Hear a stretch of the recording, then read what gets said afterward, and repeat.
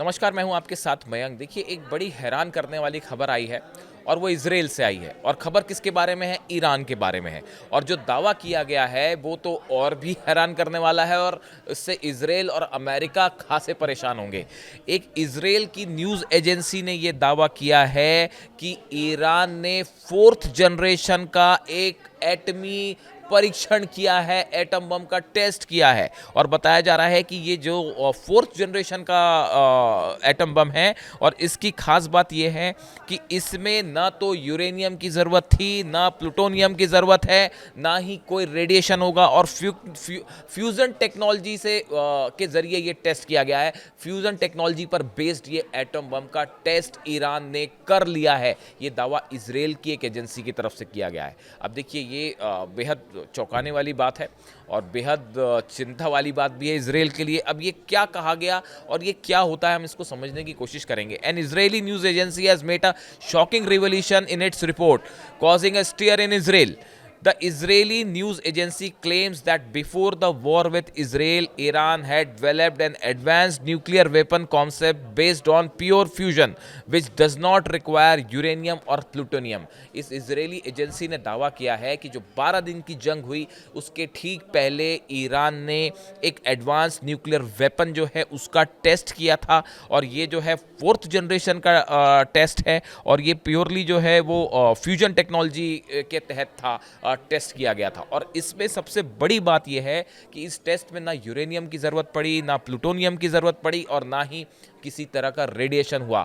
Iran के scientist इस पे ये भी दावा है इस रिपोर्ट में कि ईरान के साइंटिस्ट काफ़ी समय से इस हथियार पर काम कर रहे थे, इसके रिसर्च में लगे हुए थे। और जो युद्ध हुआ इजराइल के साथ उसके ठीक पहले ईरान ने इसको टेस्ट किया है। This means a nuclear weapon that can be built without the need for uranium and plutonium. खास बात यह है कि जो इजराइल दावा कर रहा है कि जो हथियार ईरान ने बना लिया है इसमें ना प्लूटोनियम की ज़रूरत है ना यूरेनियम की ज़रूरत है। The Israeli news agency further stated in its report that Iranian scientist tested fourth generation nuclear weapon based on pure fusion.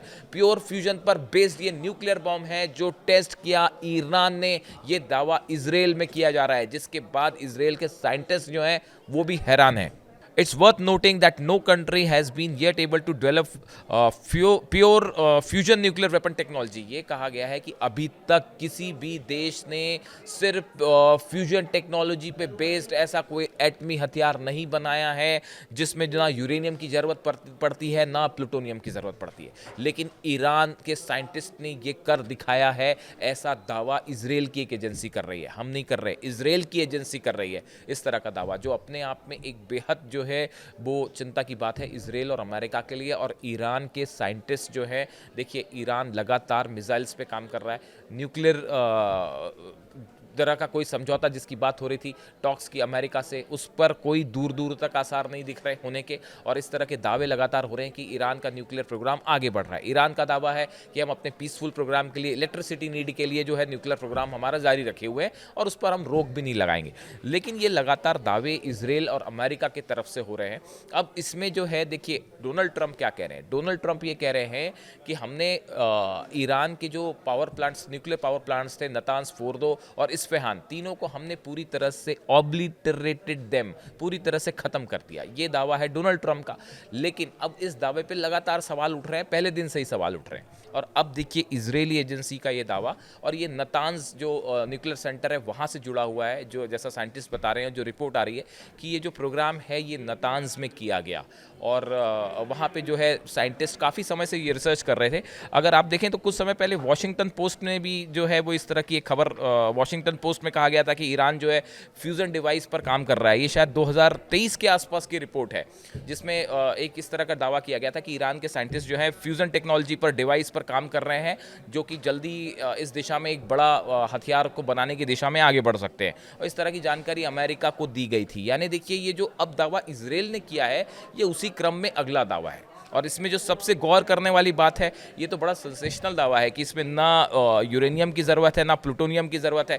यानी सवाल ये है कि आखिर ये टेस्ट क्यों किया ईरान ने, अगर वाकई कर लिया है तो ये टेस्ट क्यों किया। इसकी एक बड़ी वजह है कि देखिए नॉन प्लोरिफरेशन के जो नियम है ट्रीटी के, उसके मुताबिक आप जो है न्यूक्लियर मटेरियल से जुड़ा सामान ना ईरान इंपोर्ट कर पा रहा है और ना ही उससे जुड़ी कोई चीज़ कोई देश उसको भेज पा रहा है।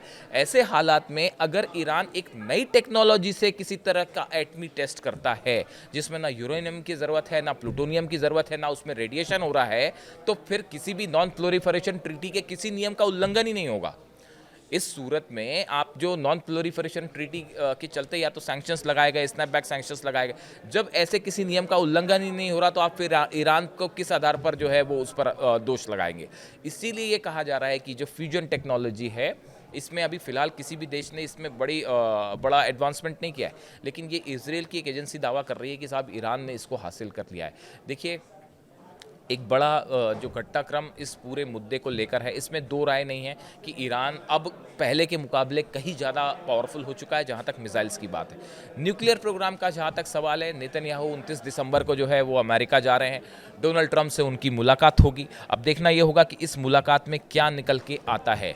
अभी फ़िलहाल इजराइल और अमेरिका का मेन कंसर्न ईरान का न्यूक्लियर प्रोग्राम से ज़्यादा जो कंसर्न है वो ईरान का मिसाइल प्रोग्राम हो गया है। जिस तरह से बैलिस्टिक मिसाइल्स ईरान ने टेस्ट की, जिस तरह से बैलिस्टिक मिसाइल से अटैक किया इजराइल के ऊपर, उसके बाद जो नुकसान हुआ इजराइल को, इसने ना सिर्फ इजराइल अमेरिका बल्कि उनके जितने अलाइज कंट्री हैं सबको हिला कर रख दिया। किसी को अंदाज नहीं था कि ईरान की इतनी डेडली, एक्यूरेट और पावरफुल मिसाइल्स हो सकती है। इस सूरत हाल में इजराइल की कोशिश है किसी भी तरह ईरान के मिसाइल प्रोग्राम को रोका जाए। ये हम पहली बार काफ़ी समय पहले हमने ये वीडियो बनाए थे और आपको कई बार बताया कि अब इजराइल और अमेरिका को ज़्यादा खतरा ईरान के मिसाइल से है, न्यूक्लियर प्रोग्राम से नहीं है, क्योंकि ईरान ने हमेशा ये कहा कि हम कभी न्यूक्लियर वेपन नहीं बनाएंगे, ना ही उसका कभी टेस्ट करेंगे। यानी ये बात तो साफ है कि अली खामेनी साहब बार बार ये कह चुके हैं हम कोई ऐसा हथियार का कभी जो है वो ह्यूमैनिटी के अगेंस्ट कभी उसका इस्तेमाल नहीं करेंगे। ये बात, और ईरान अपनी बात पर हमेशा कायम है। लेकिन इस सूरत हाल में ये कहना, ये दावा कि ईरान ने फ्यूजन टेक्नोलॉजी से बेस्ड जो है वो एक न्यूक्लियर वेपन बना लिया है, ये अपने आप में बड़ा सनसनीखेज दावा है। पूरे दुनिया की मैगजीन्स, डिफेंस मैगजीन्स इस दावे को अब एलिब्रेट करने में लगी हैं, उसका विश्लेषण करने में लगी क्या कि यह दावा वाकई सच है। इससे जुड़ा जो भी अपडेट होगा वो आप तक पहुंचाएंगे। Thank you so much.